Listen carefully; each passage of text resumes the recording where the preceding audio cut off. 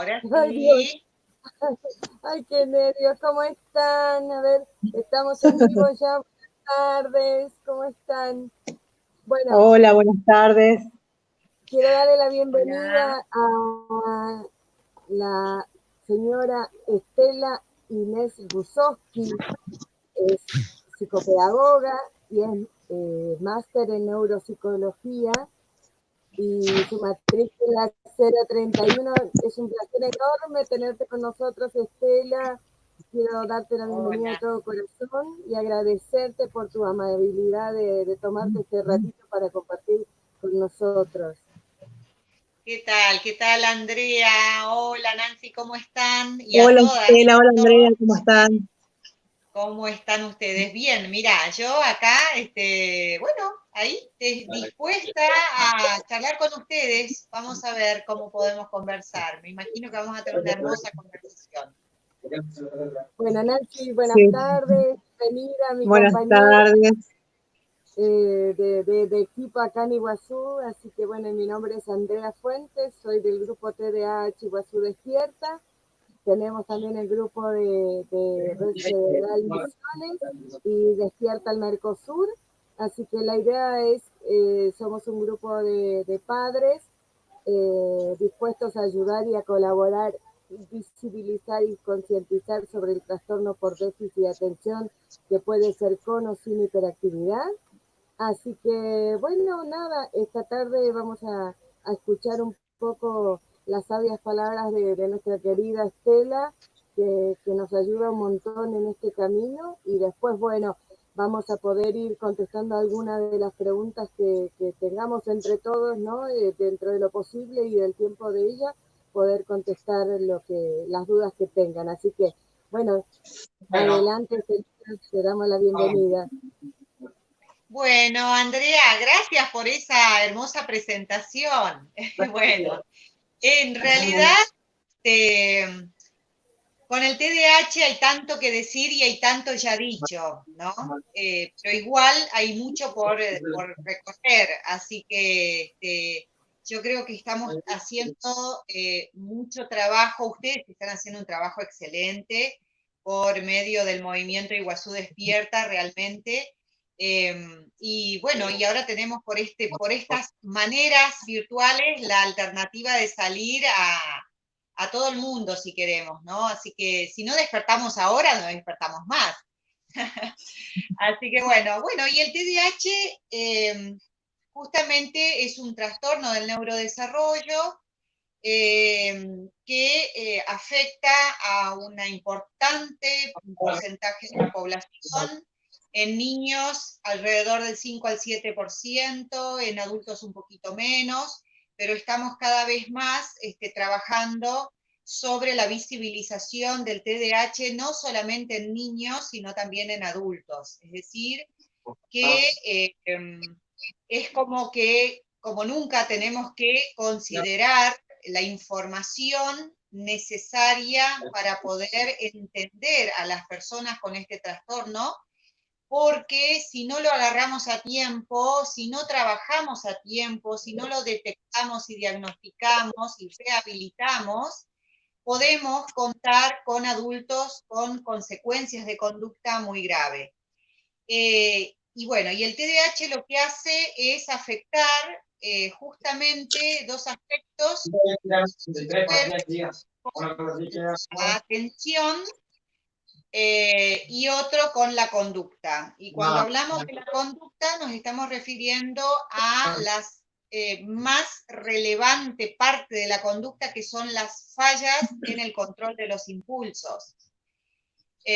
Fallas en la inhibición de la conducta, y el déficit atencional se puede dar con, sobre todo, agregado a esta dificultad de la conducta, o puede ser nada más que atencional. Por lo general nos encontramos con la combinación de atención y fallas del control de los impulsos, ¿sí? Que afecta a la conducta, precisamente, que es la parte más visible.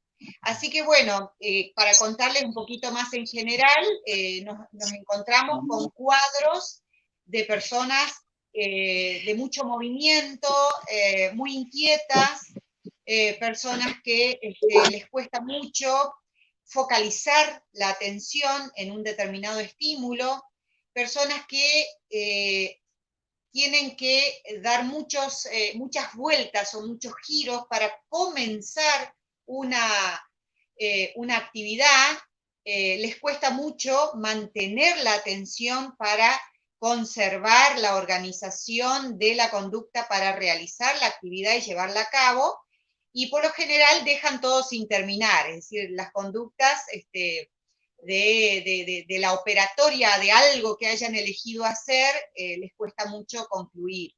Entonces ahí conlleva este cuadro, digamos, de desorganización de la conducta, se agrega una situación emocional de mucha frustración, de sensación de ser incomprendido, de sensación también de estar como siempre desubicado en el contexto en donde le toca, que nada le sale bien, la sensación de estar desvalorizado justamente porque hay veces que también el contexto le da esa respuesta, no sabes hacer nada, nada te sale bien, todo dejas sin terminar.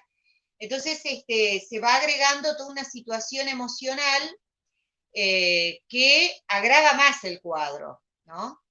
Pero en realidad la causa es una dificultad en el control de los impulsos, es un trastorno del neurodesarrollo, afecta a los neurotransmisores que se encuentran en la corteza cerebral, y los neurotransmisores hacen a que la persona, a medida en que recibe vía sensorial, llámense las vías auditivas, visuales y de los sentidos en general, recibe la información, lo que hacen los neurotransmisores es conectar esa información con los distintos centros neurológicos para poder emitir una respuesta adecuada. Cuando hay fallas en los neurotransmisores, estas respuestas se dan a destiempo, se dan de forma desorganizada, y ahí es donde nos encontramos con el cuadro visible que acabo de describir de una forma, espero, lo más sencilla y entendible. Sí, la idea Sí. Se le Perdón, tilda a los chicos en la escuela, por ejemplo, lo que vos describiste, se dice que el chico es vago, cuando no puede terminar la tarea, cuando no tiene fiaca, es vago, se le tilda así Sí, muchas veces. mira, por lo general, justamente son esta condición, porque no es una enfermedad, sino es una condición, ¿no es cierto?, que es tratable, que es regulable, y que es compensable. Quiero decir esto porque no es que estamos hablando de algo que no tiene salida, pero sin embargo lo que acabas de decir, Nancy, es que cuando el contexto no te comprende, cuando vos tenés esta dificultad de controlar los impulsos, tenés esta dificultad de organizarte en la conducta, y por lo tanto casi nada te sale bien, entonces si encima tenés un contexto que te tilda de vago, de desinteresado, de que bueno, que tus intereses van por otro lado, ¿no es cierto? Entonces, justamente ahí es donde es peor la situación, porque estás incomprendido, ¿no? Entonces, Sí. justamente esa es la parte importante de esta visibilización de la que ustedes están trabajando tanto, que en las escuelas no se vea esto como una cuestión de voluntad. Esto no es una cuestión de voluntad, es una cuestión es una condición con la cual ya viene instalado el sistema nervioso en esta persona, ¿sí? Que tiene un déficit en los neurotransmisores, y que esos neurotransmisores hacen que la información que ingresa por los sentidos ingrese fuera de tiempo no llegue a la corteza cerebral adecuadamente como para dar una respuesta organizada al estímulo que se presenta en el medio en donde se tiene que realizar la conducta, ¿sí? Entonces, esa situación, que es un trastorno del neurodesarrollo, produce todo este cuadro que muchas veces la persona no sabe cómo desenvolverse. Si no tiene ayuda, le va a costar muchísimo, porque necesita prácticamente reaprender nuevas maneras de funcionar en el medio en donde le toca, sea la escuela, sea la casa, la calle, el trabajo, ¿no? En diferentes lugares. Por supuesto que también se agrega, les quiero decir que en realidad siempre las emociones están muy de la mano con la desorganización de las funciones ejecutivas, que son precisamente esta parte que les estoy diciendo, lo de la organización de la conducta. Las funciones ejecutivas se encuentran en la zona del prefrontal, en el sistema nervioso, y es un constructo que lo que hace es hacer que nuestra conducta sea organizada, en donde combinamos voluntad con regulación de las emociones y focalización de la atención y conducta organizada. Entonces, imagínense que eso es algo que tenemos que permanentemente estar sincronizando. Y si no lo hacemos, pues tenemos un montón de consecuencias. Y pasa en todos lados, porque nosotros tenemos conducta permanente en todo lugar. Y el tema, cómo es, bueno, que justamente la consigna es padres e hijos con TDAH en casa, ¿no? Eso ya claro. Es como un combo súper divino, que el mejor para explicarlo por ahí, acá en mi caso, sería mi esposo, ¿no? Pero yo obviamente adulta me doy cuenta del lío que es, ¿no? Entonces decir, ¿cómo hago yo, que no aprendí nunca a cómo lidiar con todo esto, que solamente la vida y mis padres, y bueno, creo que el esfuerzo también de uno, de ir encontrando el cómo poder contener todo esto que uno tiene dentro, y llevarlo por el mejor camino posible, o ir encontrando cómo uno podía canalizar esto que uno siente, que es como ese hormigueo constante en el estómago, y canalizarlo de la mejor manera posible, ¿no? Claro, y es lo que estás describiendo, Andrea, es que por lo general, como el tema es precisamente cómo funcionar en casa en el contexto de la cuarentena, padres e hijos, y sí, si tenemos niños con TDAH, es muy probable que alguno de los padres también tenga este mismo trastorno, ¿no? Entonces, diagnosticado o no, a veces se va reflejando en su propio hijo, porque se va a dar cuenta que, o sea, sobre todo en el contexto de la casa, se van a dar cuenta de que son muy parecidos en esto de no poder controlar, en esto de tener todo muy desorganizado, de no poder iniciar y terminar actividad de forma organizada.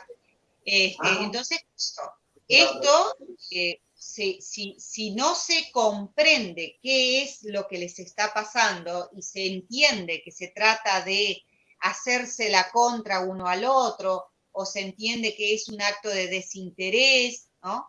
O de rebeldía únicamente, entonces sí, puede terminar en una fractura vincular muy importante entre padres e hijos. Acá el tema que se sugiere es tomar conciencia de esta condición, para empezar. Si los padres sienten que tienen los mismos rasgos, con más razón tomar conciencia de que como padres tienen que comenzar por ahí, digamos, tratar de controlarse ellos mismos. ¿Y qué va a implicar este control? Implica buscar un sistema de apoyo para la organización de lo que se quiera realizar, o para la organización de la conducta. ¿Qué sería un sistema de apoyo? Pues es una programación del día y de las tareas de ese día, ¿sí? El chico o el adulto con TDAH necesita tener un apoyo externo sobre el cual se va programando, ¿sí? Entonces puede ser una agenda, pueden ser cartelerías, puede ser el mismo celular como un modo también de programarse. Entonces, en la noche anterior ya hay como una programación de lo que se va a hacer el día siguiente. Y entonces se continúa ese programa, ¿sí? Eso ayuda mucho porque es como un apoyo externo para realizar las cosas. Entre tanto, entre una actividad y la otra, a un niño, por lo general, es muy conveniente ayudarlo con los paso a paso. Yo siempre uso este término. El paso a paso, ¿sí? Si va a tener que realizar, no sé, vamos a suponer la limpieza de un patio, bueno, ¿qué tiene que hacer primero? ¿Con qué tiene que contar primero? ¿Sí? Si es que tendrá que buscar la herramienta para esa limpieza o ponerle una escoba. ¿Qué tiene que hacer primero? Luego tiene las herramientas, después cómo tiene que proceder con las herramientas y cuál es el resultado. Ese paso a paso no necesita ser de mucho procedimiento. Simplemente 3 pasos ya son ordenadores, ¿sí? Son pasos ordenadores que hay que tener. Y cuando uno también sufre de esta condición como padre, suele también suceder que tiene que ser lo suficientemente capaz de buscarse apoyos para decir voy a respirar antes de hablar, voy a pensarlo o inclusive voy a tomarme de algún elemento en el cual me apoyo para poder hacer como una descarga motora, para poder dirigirme, ¿no?, a mi hijo para no exacerbarme en la conducta y que termine en un gran caos, ¿sí? Porque ese hijo va a responder de la misma manera, ¿no? Entonces, porque puede ser que ese chico esté perdido en la conducta que está haciendo, y una de las cosas que afecta mucho y que no se tiene en cuenta es la iniciación de la actividad. La iniciación de la actividad. Cuando yo le digo, hacé la cama, muy posible que me encuentre con mi hijo parado adelante de la cama sin poder iniciar la actividad, ¿sí? Entonces tengo que saber que eso existe, que pasa por un problema de que mi sistema nervioso no ha logrado hacer el paneo necesario de qué es lo que tengo frente a mí y cómo voy a comenzar esta actividad.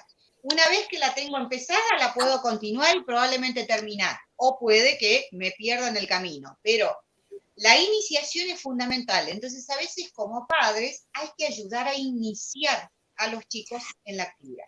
No es te mando para que lo hagas. Y mientras tanto yo me quedo quizás, no sé, en la cocina, cocinando y vos andá a la pieza a hacer la cama.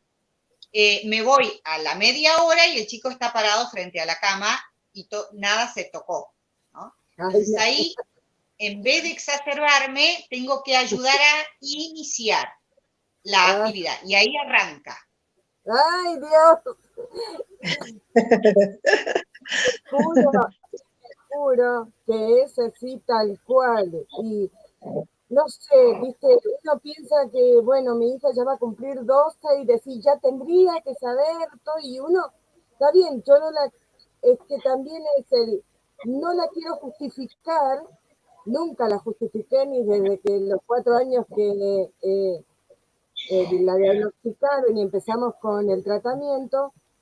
Y a mí me criaron, que también es lo que muchas veces hablé con la psicóloga, me criaron de una manera donde era todo o blanco o negro, que a mí me costó muchísimo después poder habituarme, no, y todavía no me termino de habituar ni de acostumbrar de cómo porque cómo yo debería ser, y bueno, todo esto que me decís, yo no lo hago, y después en un momento a veces pienso y digo, ¿cómo se supone que va mi hija a saber qué es lo que tiene que hacer si yo me puse en algún momento a mostrarle exactamente cómo es que se deben hacer las cosas? ¿O solamente supongo que ella debería saberlo porque me ve a mí haciéndolo? Claro, la imitación, mira, hay aprendizajes, uno de los aprendizajes más básicos es el aprendizaje por la imitación, pero Claro, los niños con TDAH tienen muchas dificultades en la organización de la conducta, es decir, que ellos pueden saber cómo se hace, no quiere decir que no lo sepan. Te habrán visto, vamos a seguir con el ejemplo de tender la cama. Te habrá visto tu hija tender la cama, se lo habrás mostrado 1.000.000 de veces y sabe cómo hacerlo, pero presenta una situación, hay determinados momentos en los que le toca hacer la actividad sola y presenta una situación de falla en la selectividad de los estímulos. Entonces no sabe qué hacer primero, toma la almohada, deja la almohada, corre no sé, la sábana, la corre para otro lado, hace, desarma, ¿sí? Arma. Entonces, porque hay como una situación de confusión en esa actividad que tiene que realizar. Esas son precisamente las fallas en las funciones ejecutivas.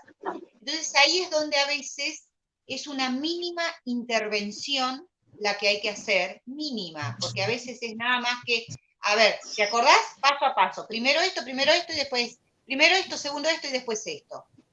Ah, y ya está. ¿Sí? Es como una mínima intervención que hay que realizar y eso es suficiente. Muchas veces, y para ayudar a la autonomía también, es conveniente que ya ella tenga, si está automatizada la conducta, lo va a realizar, ¿sí? Pero conductas que no están automatizadas, que son nuevas, que son un poco más complejas, ellas por ahí necesita tener un paso a paso, ¿sí? Que esté escrito o que cuando uno ya le manda, uno le dice, acordate que primero tal cosa y después tal otra, y ya el tercer, cuarto paso sale solo, ¿se entiende?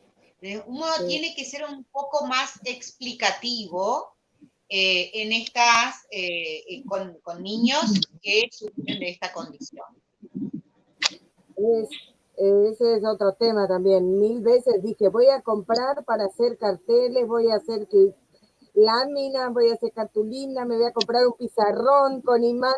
Todavía no hice nada, pero lo voy a hacer. Y no hay cuestión de que le digas, primero que si le digo más de 2 cosas, se aturde. No quiere, no me quiere escuchar, no me quiere escuchar, ya se niega. ¿Viste? Bueno, y otra cosa que es conveniente también es que cuando uno habla con los chicos, uno suele estar haciendo cosas. Estamos siempre hablando del contexto de la casa, ¿no es cierto? Ahora en cuarentena uno está como muy ocupado haciendo cosas. Mientras estoy haciendo algo, miro lo que estoy haciendo y de paso le hablo a mi hija, ¿no? Entonces ahí también hay toda una situación. Yo no puedo asegurar que mi hija me esté atendiendo. Entonces esto de decir, fulano o fulana, mírame. Y ahí hablamos, mírame, ¿sí? Como una manera también de focalizarte, de verte, ¿no? De encontrarte y ahí poder dialogar sobre lo que se quiera decir, ¿sí? Es como un modo también de apoyar, otra vez hablamos de un apoyo externo para la focalización de la atención, porque si no, uno cree que te está escuchando, pero en realidad no te está escuchando. Y hacer, el decir una cosa por vez es conveniente, por supuesto. Pero también poder decirle 2 cosas te estoy pidiendo, y entonces uno ya está usando un apoyo, ¿sí? Mucho apoyo visual. Te dije 2 cosas, una tal cosa y la otra tal cosa, ¿sí? Entonces después cuando uno hace el monitoreo, fueron dos cosas. Las hiciste o no las hiciste, pero mucho el apoyo visual. Sí. Nancy, ¿quieres preguntarle algo? Porque yo tengo miles de preguntas, si no. No, era, a ver, acá me hice una notita. Quería, por ahí, viste que muchas veces a mí me preguntan, entonces quería que por ahí, es diferente cuando cuando habla la psicopedagoga, la profesional. Entonces yo quería hacer esta pregunta. ¿Cuáles son las características que nos pueden indicar que un niño tenga TDAH? ¿Cuáles son las características? Mirá, y depende también de la edad, ¿no? Si estamos hablando de la más temprana edad, siendo niño, las características principales es que la desatención, la hiperactividad, ¿sí? Un niño que no queda quieto, un niño que se le llama y que te atiende, te contesta, pero que en realidad no deja de hacer lo que está haciendo. Es decir, supongamos está jugando y uno lo llama por su nombre, y dice sí, que, o sea, contesta, responde a su nombre, ¿sí? Hay una atención respecto de su persona, hay una respuesta respecto de su persona, pero sin embargo no deja la actividad que estaba realizando, que puede ser un juego, ¿sí? Entonces, esto ya es una falla en la inhibición de la conducta, ¿sí? Bueno, y después conductas de movimiento extremo, de treparse, de moverse, tienen dificultades también para conciliar el sueño, tienen también bastantes dificultades en la regulación de sus emociones, son niños muy irritables, niños que están como con una hipersensibilidad muchas veces también, entonces no quieren por ahí que los toques o por ahí se acercan demasiado, niños que tienen torpezas en sus movimientos, mucha torpeza, que cuando se acercan se quieren ponerle a acercarte a abrazar y lo hacen chocándote, ¿sí? Porque tienen dificultades precisamente en la inhibición coordinada de ese movimiento, ¿no? Entonces viene corriendo y te choca, pero en realidad lo que quiere es abrazarte, ¿sí? O viene y te quiere hablar, pero hace movimientos mientras te habla y se queda perdido en su movimiento y se olvidó de lo que te quería decir, ¿sí? Ese tipo de conductas suelen ser de niños con alerta respecto al cuadro. Sí, sí, es muy importante siempre saber, estar informado sobre lo que es el TDAH, porque a mí me costó mucho, por ejemplo, porque no tenía información, no sabía, cuando me dijeron lo del diagnóstico, ahí recién empecé a leer, a estudiar un poquito, a interesarme en el tema. Por eso por ahí es lindo, es bueno esto lo que nosotros hacemos, porque hay gente que empiezan a escuchar, a informarse, entonces muchas veces me escribieron a mí y esas características, estas cosas, me parece que tengo un TDAH acá en casa y viste, entonces Claro.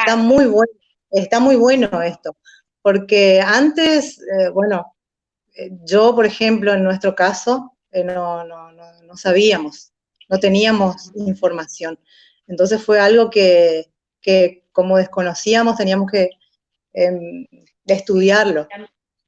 También agrego por ahí otras conductas, como por ejemplo cuando están conversando o están contando algo, suelen perder el hilo de su comentario o mezclan con algún otro comentario, ¿sí?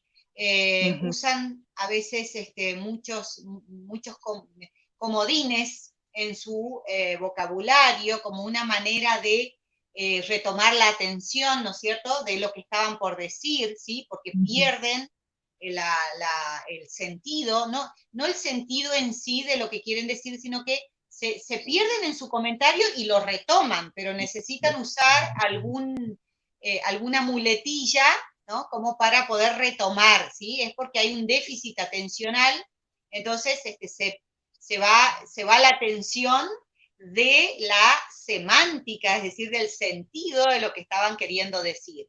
Y bueno, ni hablar en el aprendizaje, por supuesto. Ahí los niños que van a la escuela, muchos padres se dan cuenta de que hay un déficit atencional y con o sin hiperactividad en la escuela, justamente. O sea, un primer grado, ya en sala de 5 o nivel inicial, ya se puede observar que hay dificultad, por ejemplo, en el control o en la inhibición coordinada de los movimientos, ¿no? En la sala de 5 ya el movimiento se espera que sea más coordinado, se trabaja mucho el stop, el parar, ¿no es cierto?, el arrancar, el iniciar, continuar y terminar algo, ¿sí? Bueno, los niños con TDAH tienen muchas dificultades en la organización de la conducta, de inicio, continuación y terminación de... Bueno, sí, estaba escuchando todo lo que decías. Silencio mi micrófono para que no se escuchen las cosas de afuera mientras que están hablando ustedes y igualmente uno puede escuchar. Pero bueno, todo esto que decís, obviamente que es de lo que nosotros la diagnosticaron a Paloma chiquita, ¿no? De los 4 años, gracias a una maestra del jardín que nos ayudó. Y también creo que es importante para todos los que escuchen este video, en vivo ahora o más tarde, cuando sea, es que lo que digo siempre, no, lo primero es aceptar el diagnóstico de nuestros hijos, aceptar que hay una dificultad. Creo que ese es el paso más importante que debemos dar como padres para poder ayudarlos. Si pasó mucho tiempo y uno se dio cuenta tarde, culpables nos sentimos todos por un montón de situaciones. Por ahí uno se da cuenta antes o lo acepta antes, otro lo acepta después. También es el tiempo de cada uno y cada familia es un mundo, cada uno tiene sus tiempos también de proceso. Tenga o no dificultades, que no tiene nada que ver eso, porque somos individuos, somos cada uno un ser diferente, que tenemos diferentes tiempos para aceptar las cosas y para poder Aparte, diferirlas. Andrea, precisamente en este contexto, discúlpame que te interrumpa ahí, justamente esto de aceptar el diagnóstico de tu hijo, aceptar que tu hijo tiene esta condición o aceptarse uno mismo que realmente está con esta condición, favorece a que el cerebro compense, justamente, ¿sí? Todo lo contrario a lo que por ahí se puede llegar a manejar, ¿no es cierto? Como diciendo, ay, mira, no, yo no quiero saber nada de este diagnóstico porque no lo quiero rotular a mi hijo, porque el rótulo lo va a hacer peor, ¿no? Lo van a tratar de esa manera. Es todo lo contrario. Cuanto antes diagnóstico haya, mayor aceptación debería haber, ¿no?, del cuadro, por supuesto, con conocimiento, porque una vez que, como decías vos, Nancy, ahí uno empieza a buscar, a interiorizarse realmente de todos los estudios existentes sobre esta condición, y a partir de esa toma de conciencia, uno va buscando estas alternativas de compensación. Porque el cerebro, al ser tan plástico, es decir, al ser tan adaptable, uno tiene siempre la forma de buscar por otro camino el conseguir los resultados, ¿no? Y esta es precisamente la idea principal de un diagnóstico temprano. Cuanto antes un niño sabe que tiene dificultades en el control de sus impulsos, tiene dificultades en la focalización de la atención y en la organización de la conducta, es mucho mejor. No porque él a partir de ahí va a disfrutar de ser así, sino porque va a buscar maneras de adaptarse a las realidades que le toca. Y su cerebro se va a ir acomodando. Bueno, justamente también es, yo hablo por nuestra experiencia, ¿no? El poder diagnosticarlos de chico, aceptarlos y tomarlo como algo donde, como hoy te explicaba, trato de no justificar ninguna actitud que ella tenga. O sea, los límites son los límites para los hijos, sea como sea. No tiene discapacidad, no tiene TDAH, no tiene autismo. Los límites para mí son fundamentales, pero también lo que hace que ellos puedan, cuando uno lo diagnostica de chiquito y lo acepta, es que ellos lo puedan aceptar de esa manera también, como, no me sale la palabra, pero como lo toman como algo normal, lo incorporan, ¿no? O sea, ¿Sí? dice, sí, yo tengo TDAH, no le importa, o sea, ella ya toma, tiene TDAH, ya sabe los remedios que toma, sabe por qué los toma y qué le pasa, que no puede parar de hablar o no puede parar de moverse. Ella te lo dice así, como hasta como con una sonrisa, ¿no? Bueno, lo que me pasa es esto, y hoy va a cumplir 12, y cuando era más chiquita lo que me decía era, no, me quiero portar bien y no puedo, pero quiero también dejarlo como algo lindo, ¿no? Que después de 8 años y pico de estar haciendo el tratamiento, también como una palabra de aliento para los papás, ¿no? Porque si es todo como heavy, ¿no? Eh, a ella hoy por hoy prácticamente no se le nota el TDAH, a no ser que porque no para de hablar y a veces le decimos, por favor, para, pero al contrario, ahora la estoy incitando a que salga porque amén de la cuarentena y la pandemia y todo, y que por ahí a uno como adulto también le pasa el no querer salir, que me está costando a mí como adulto que vivía todo el tiempo en la calle haciendo cosas, no quiero ahora salir ni a veces al mercado a hacer las compras, lo pido a mi marido, ella tampoco está queriendo salir, entonces es más de lo que habla, ¿no? Todo el tiempo. Entonces, lo que por ahí sí se van manifestando son las comorbilidades que vamos sufriendo, como en su momento fue la depresión, en su momento fue la bipolaridad y hoy por hoy es la ansiedad, ¿no? Sí, claro, claro. Tiene comorbilidades, que tan bueno, por eso cuanto más aprende la persona a organizarse, y cuanto menos confusa se siente la persona porque no sabe por qué se está portando mal, como te decía tu hija, me quiero portar bien pero no puedo, es una situación de mucha confusión. Entonces trae obviamente que sensaciones encontradas, comorbilidades, situaciones que pueden ser de inhibición, que pueden ser de mucho enojo, que puede ser todo lo contrario. Hay veces que se agregan los tics como otra comorbilidad también, ¿no es cierto? Hay veces que se agregan algunos mecanismos tipo TOC que se usan como para poder organizar la conducta, ¿sí? Ahí nos vemos, me parece que nos estamos viendo ahí. Paloma, hola. Hermosa. Hola, Paloma. Entonces, todas estas cosas son importantes justamente desde el conocimiento, no desde la confusión. Cuanto más confusión hay, más propenso a las comorbilidades estaríamos, ¿sí? Cuanto más organizada es la conducta desde el punto de vista cognitivo y conductual, ¿sí? Es decir, yo con mi razonamiento me conduzco, ¿sí? Yo con mi capacidad de pensar voy controlándome hasta llegar al resultado que quiero. De esa manera me agoto menos y de esa manera me siento más aceptada en el lugar donde me encuentro, ¿sí? Toda persona siempre tiene un propósito con la conducta, ¿sí? Ninguna persona disfruta de desubicarse, ninguna persona disfruta de ser no correspondida, por ejemplo. Ninguna persona disfruta de estar en una situación donde todo el tiempo la rechazan y la retan, ¿sí? Es que realmente está en una situación de mucha confusión y no sabe cómo actuar.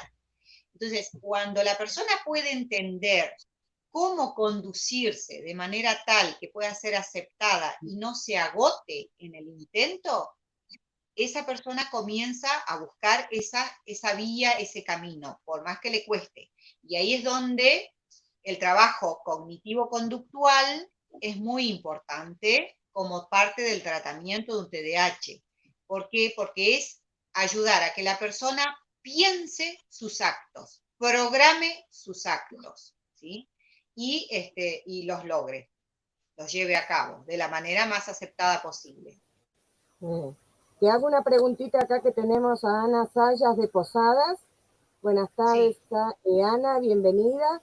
Me pregunta, dice, si su hijo debería tener en un equipo, ¿no? En el equipo que lo atiende, necesita tener un terapista ocupacional. Dice, pregunta respecto a lo que dijiste del tema de ser torpe y todo eso, ¿no? Justamente, sí, es conveniente.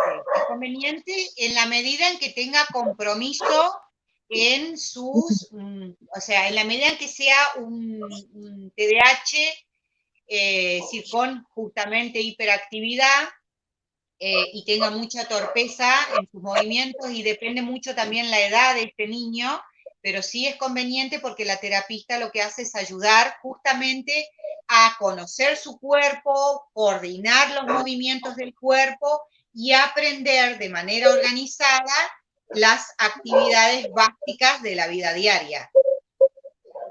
Sí, es muy importante.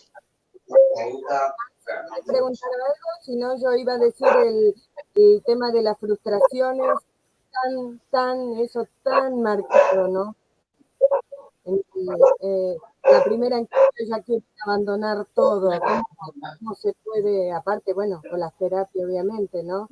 Pero eso es algo que por ahí muchas veces me Mira, enoja y me frustra también, ¿no? sí, en realidad todo tiene que tener un proceso con, obviamente, sus consecuencias, porque te vuelvo a repetir, el ser humano realiza una conducta con un propósito constantemente, ¿sí? Sí, el propósito de esa conducta tiene que estar muy claro, ¿no? Ahora, si yo tengo interés, vamos a suponer, de hacer un dibujo y tengo ese propósito, esas ganas de realizar el dibujo, y me encuentro con que no me salió de buenas a primeras, entonces ya arrollo el papel y lo tiro, o abandono esa actividad y me enojo y voy y pateo, no sé, la pelota que estaba ahí o la pared. Esas son las típicas actos así de frustración. Entonces, sucede justamente porque no se ha logrado el propósito, porque se perdió la atención acerca del propósito, se perdió la atención, no se la continuó, quedó cortada, la atención se desfocalizó del estímulo, o porque se desorganiza en el momento de realizar el dibujo, se desorganizó con el papel, con el emplazamiento del dibujo y los trazos. Entonces, todas estas son conductas que hacen que se interrumpa la actividad, y entonces viene esta falla en la regulación de la emoción, que es: me levanto, digo algo, me enojo, pateo el gato, ¿no?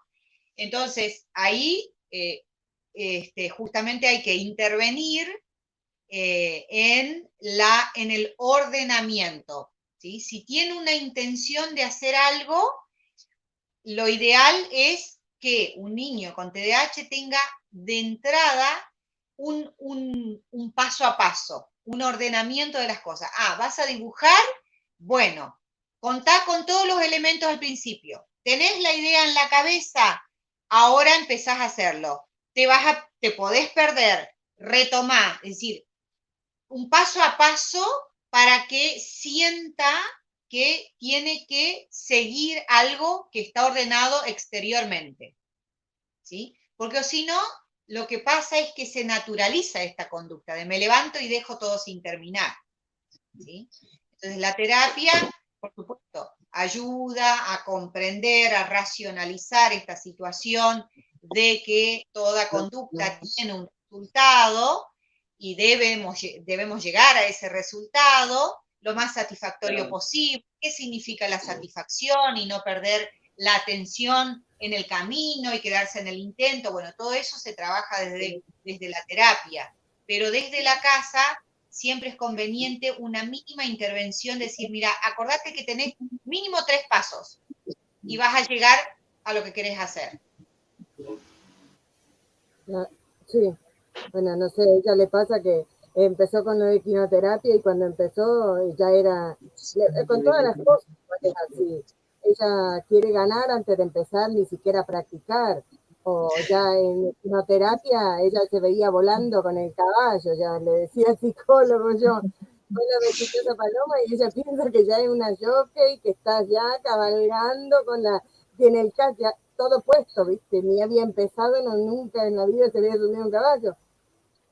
Bueno, justamente en la iniciación de cualquier actividad, sea un deporte, sea una terapia como la que estás describiendo, o cualquier actividad, uno tiene que anticipar cómo va a ser el proceso del logro de los resultados finales de esa actividad, ¿sí?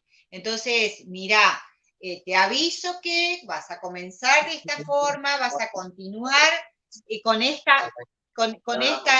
pasos, todavía no vas a llegar a lo que te imaginás, ¿sí? O sea, uno hace siempre como de ordenador externo de ese pensamiento que está completamente lleno de ansiedad, muy mezclado, ¿no es cierto?, con mucho registro imaginario de lo que se podría llegar a hacer en un tiempo absolutamente fuera de real, digamos, fuera de realidad, porque no puedo salir cabalgando en 5 minutos de haberme subido al caballo. Entonces, hay que describir anticipatoriamente todos los pasos por los cuales se va a pasar, valga la redundancia, como tomando conciencia, pero de forma externa. Siempre el apoyo externo, visual, si es posible, o bueno, o bien auditivo, depende del grado de registro de la persona, es muy conveniente. Ayuda a esa toma de conciencia y a la calma de la ansiedad. Lo único que pienso cuando contás eso y decís eso es en el tiempo, tiempo y tiempo. Sí, totalmente. ¿No? Porque me decís todo eso y veo el reloj, el tiempo que debemos tomarnos para esto. Yo te hago la última pregunta por mi lado, que no quiero que se me vaya de la cabeza. Todo el tema de los pictogramas, viste, que se utilizan para el autismo, por todo lo que me venís diciendo y estamos charlando, ¿no? Porque aparte de que también nos ayudas con Paloma, el tema de los pictogramas que se utilizan para los chicos con autismo, por todo lo que me decís, se me hace que eso también puede ser bueno porque es como la anticipación que se utiliza también para los chicos que tienen las dificultades del espectro autista, ¿no? El anticipar. Mira, el TDAH es considerado un trastorno del neurodesarrollo, como lo es también el TEA, ¿sí?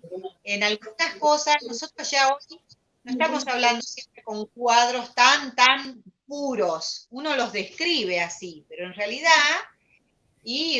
a veces la persona tiene un conjunto de aspectos, ¿no es cierto?, que son comórbidos. Entonces, sucede que muchas veces un chico tiene TEA y también tiene TDAH, o tiene TDAH y tiene algunos rasgos de TEA, pero más que nada hay un cuadro que predomina, ¿no es cierto? Entonces, esto de los pictogramas que estás preguntando es en realidad un mecanismo de apoyo, ¿sí? Es una vía comunicacional aumentativa, ¿sí? Para el caso, sobre todo del TEA, pero para el TDAH puede ser el pictograma pautas, digamos, de apoyo visual. ¿Se entiende? Es decir, el pictograma puede ser el mismo, el sistema del pictograma puede ser el mismo, pero bueno, el TEA necesita ordenar, justamente porque sus características, una de ellas principalmente es la dificultad en la comunicación, entonces usa el pictograma como una manera de ordenar y llegar comunicacionalmente al otro, ¿no? Pero el TDAH necesita el pictograma como para apoyarse, para ordenar lo que quiere decir, porque lo tiene desorganizado. ¿Se entiende la diferencia? Sí, En un caso estamos hablando de un desorden, de una desorganización de la conducta, de fallas justamente en la anticipación y en la organización de la función ejecutiva, y en el otro caso estamos hablando de un problema comunicacional. Sí, lo entiendo, pero entendía que podía llegar a servir justamente porque pasaba muchas veces también de que se frustraba porque pasaban las cosas cuando se modifican, ahora está mucho mejor, pero cuando el esquema se modifica por alguna cosa, algo externo, ¿no? Sí.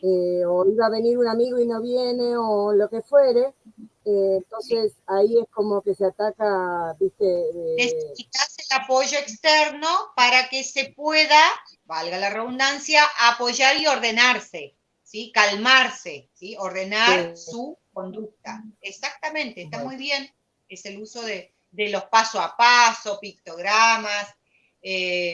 A veces uno usa inclusive ordenadores como 1, 2 y 3, ¿no? Punto número 1, punto número 2, punto número 3, ¿sí? Como formas escalonadas de llegar a algo, ¿sí? Son mecanismos de apoyo. Y bueno, vamos aprendiendo, ¿viste? ¿Qué va a ser? Vamos viendo. Sí, y hay que buscar que a medida que la persona va creciendo, logre cada vez más autonomía. ¿Sí? Es decir, que, por ejemplo, cuando tiene que encarar algo que es nuevo o que es más complejo o que se modificó, ya poder ayudar a decirle, ¿por qué no te describís el paso a paso? ¿O por qué no describimos paso a paso cómo lo tenés que hacer? Así ya lo tenés, así vos ya te apoyás en esto, así no te confundís en el medio de la situación, ¿sí? Entonces uno también ahí le va dando herramientas de autonomía a esa persona. Nancy, ¿querés preguntar algo más? Yo ya no le pregunté demasiado. No, para orientar un poquito a algunos papás que también a veces me preguntan, ¿qué profesional es el que nos da el diagnóstico? ¿A qué profesional nosotros podíamos aconsejarle que vaya? Pero en realidad es un trabajo de equipo que se hace, ¿no? Pero en realidad el profesional puntualmente que da el diagnóstico en toda nuestra formación es el médico neurólogo.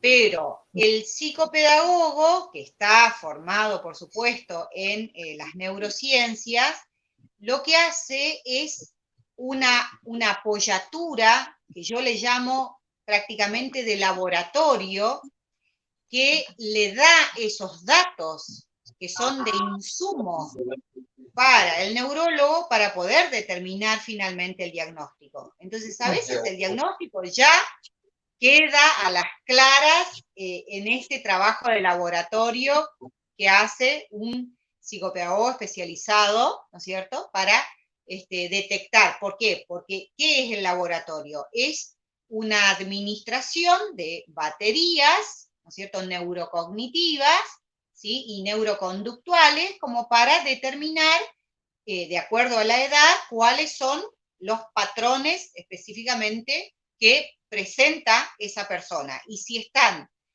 alejados o están acordes con lo esperable para su etapa y para su edad. Entonces, este trabajo de laboratorio, este estudio neurocognitivo, lo hace el profesional terapeuta especializado. Por lo general es el psicopedagogo el que más trabaja esta área. Y después, esa información se sugiere que vaya al neurólogo, el neurólogo la corrobora con otros estudios que los puede hacer, o ya con esto, más la clínica en general, determina el diagnóstico y en base a eso también define si es necesario medicación. Y a partir de ahí vuelve otra vez el paciente al terapeuta, por eso digo que es un trabajo de equipo, no es quién más, quién menos, digamos, un trabajo de equipo, porque la medicación solamente, en el caso de que sea aconsejable medicar para mejor control de los impulsos, por ejemplo, una mayor focalización de la atención a los estímulos, por ejemplo, no alcanza con la medicación sola. No es cuestión de medicar y ahí terminó todo. ¿Por qué? Porque en realidad lo que hay que hacer es un trabajo psicoeducacional. Es decir, hay que rehabilitar estas vías desorganizadas del sistema nervioso.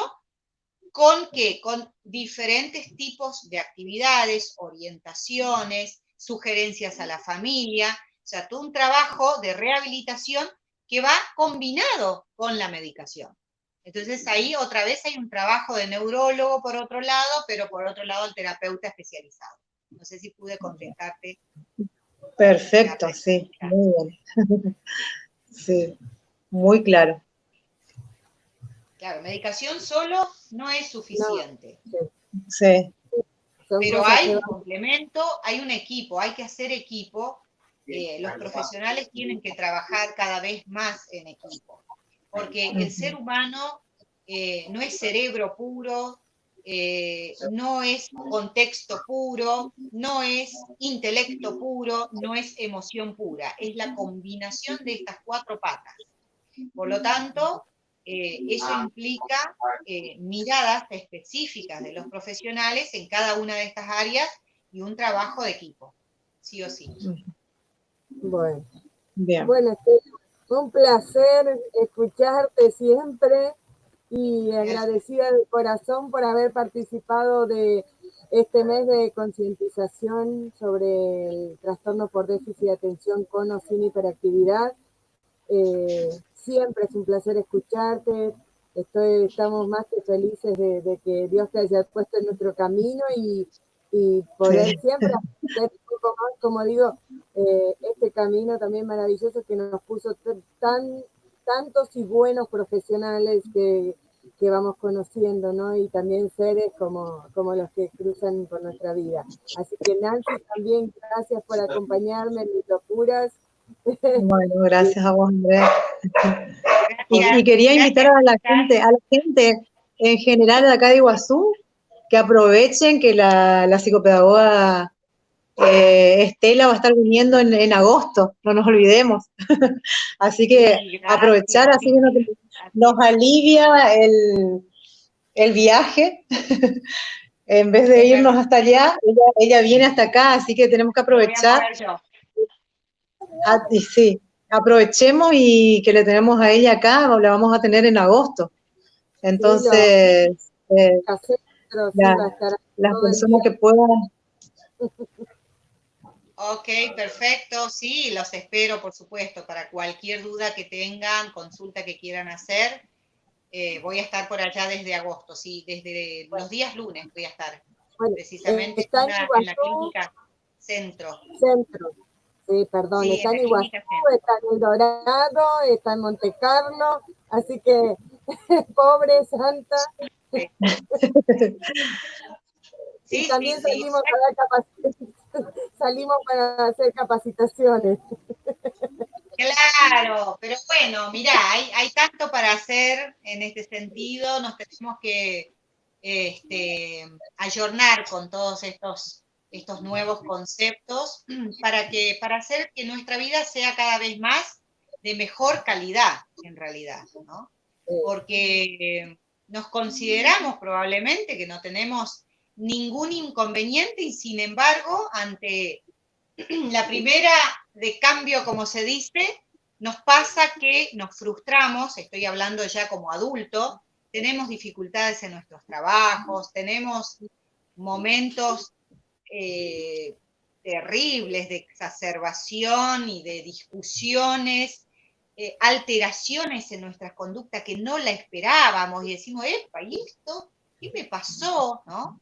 Y entonces ahí es el momento en donde tenemos que hacer consultas y empezar a vernos y buscar mejorar, buscar nuestro equilibrio sobre todo, porque de eso se trata la calidad de vida, para nosotros y para los que nos rodean. Bueno, para finalizar, solamente invitarlos, porque como esta cabecita tampoco para, y como te digo, uno de grande va aprendiendo a canalizar, el lunes para despedir el mes de la concientización, vamos a hacer un vivo por este mismo espacio, con los papás, las mamás y todo el público en general, otra vez de forma gratuita, con un tema que lo estuve tocando ayer contigo, Estela, que es el por qué nos sentimos culpables los padres, o de qué cosa nos sentimos culpables los padres de hijos con TDAH, y bueno, y poder charlar de todas estas cosas como así, como en el living de casa, y de poder hablar con gente que entiende lo que nos pasa, y poder prestarle el oído también a otras personas y ayudarlas, que siempre fue el fin de este grupo, ¿no? Poder escuchar, ayudar, orientar en lo que podemos desde nuestro humilde lugar, y bueno, cuando conseguimos profesionales que nos acompañan, así también lo hacemos. Así que sumamente agradecido. Me alegra que sigan por estos temas, el tema de la culpa que nos lleva a tantas reacciones, así que está muy bueno que lo charlen, que se hable de esto, que se analice de este tema, y para empezar la culpa no nos lleva a nada, así que hay que revisarla.